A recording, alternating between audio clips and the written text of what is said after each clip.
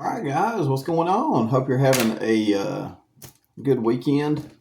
And it's your Sunday edition of Sweet Tea with Don B. All right, so let's get into it, guys. I'm going to talk a little bit about just basically a lot of suspicious behavior, coming from Don and Candace, and just some stuff related to that, along with everybody on my last video was like, whoa, hey, I didn't know the news and the police were officially naming members of the church suspects. And so that was kind of new to everybody, and everybody's kind of like, can you where's the receipts at, Don B? So I've got the receipt where News Nation was interviewing Ansley Daniels with WJHL in the Summer Wells case, and she basically says police are looking at people connected to Summer, and that involves members, of the church, people that were close to Summer at the church. So let me, without further ado, let me go ahead and show you that video clip.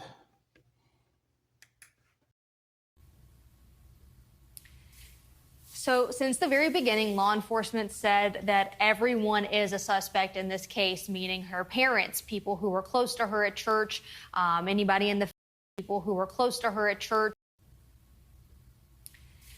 So since the very beginning, law enforcement said that everyone is a suspect in this case, meaning her parents, people who were close to her at church. All right, so there's that video clip, and there's the receipt for everybody.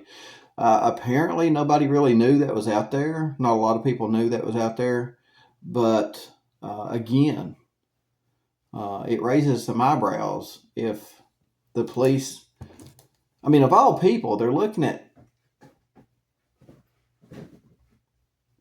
the church. That's it was at the beginning of the investigation. It was down here as far as, my concern on people doing anything to Summer. But now it's up here.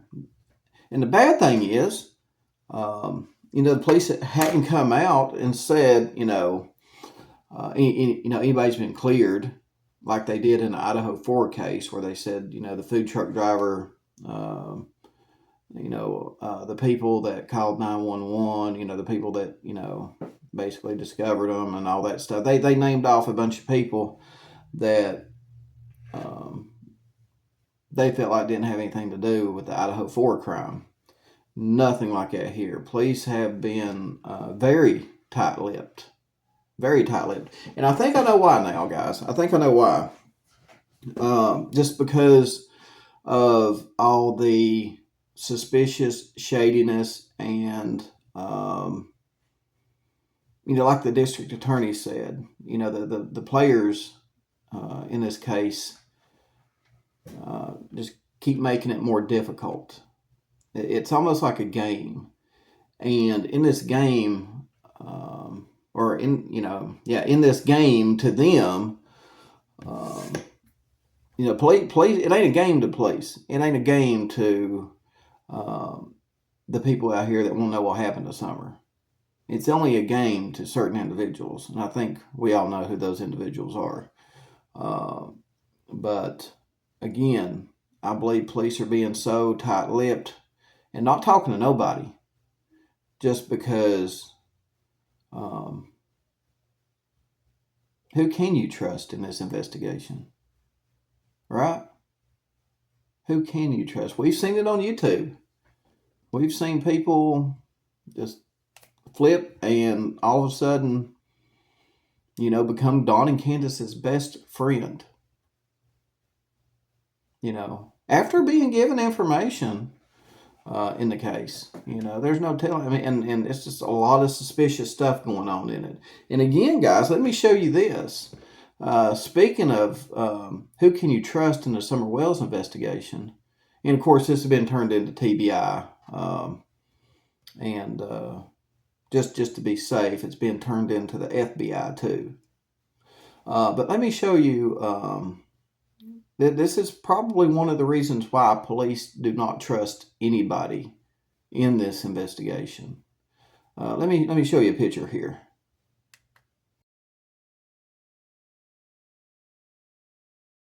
Okay, that picture is from the Find Summerwells Facebook page, right? And they're wanting people to send tips to their private investigators instead of sending tips to law enforcement. I'm sorry, but any tips should go straight to law enforcement. We seen this shit go down in the Kiely Rodni case. Y'all remember that? Where Kiely Rodni's friend was trying to intercept tips, and police were like, no, don't. Apparently, police shut that down real quick. And I'm probably sure they've done the same thing here too. It's a wonder they ain't made them take that off the Facebook page. But let me tell you, they're aware of it. And in my opinion, I mean, that's borderline obstruction right there. Trying to bypass the police to get tips, funnel tips into people that are working for Dawn and Candace. And Dawn and Candace are suspects in their daughter's disappearance. That's borderline, in my opinion, obstruction. Very suspicious behavior right there. And that's the reason why, guys, I think that police don't trust nobody in this investigation. I mean, they have a very, very tight circle of people who they trust. But again, that just goes to show you why they can't trust nobody in this investigation. And again, we have the suspicious behavior of Dawn. When asked several times, about Summer's disappearance, he goes on to basically deflect the question, and that in itself is very suspicious. Matter of fact, let me show you 2 video clips that I'm talking about here. Did you have anything to do with your daughter's disappearance? Well, I'm at work all day, every day, I love my daughter with all my heart. Wells says he spent hundreds of sleepless nights wondering where his little girl is. So I asked him, do you know what happened to Summer? I don't know how you answer a question like that. I mean, I've had that question asked to me before. I mean, if I asked you that question, how would you answer? All right, so there you go. I mean, it speaks for itself. I mean, if that's not suspicious behavior, guys, I don't know what is. I mean, I don't know what is. That's just weird. And the last thing that I want to leave you guys with in today's video to think about, and this is a tough one to think about. We've had all the vigils that Dawn and Candace have attended. Well, mostly Candace. And like last year, they had the Christmas tree at Warriors Pass State Park, and then this year they've got the missing persons Christmas tree at the Fort Henry Mall. And Dawn and Candace attended, and there you had Candace hugging the mom of another missing person in Kingsport. There's a girl missing in Kingsport, and it showed Candace hugging her. But wouldn't it be awful, guys, if during this whole time Dawn and Candace knew where Summer was? During these vigils that were held early in the investigation, during these vigils at Borden Park and Warriors Path, wouldn't it be awful if Dawn and Candace knew where Summer was this whole time during those vigils?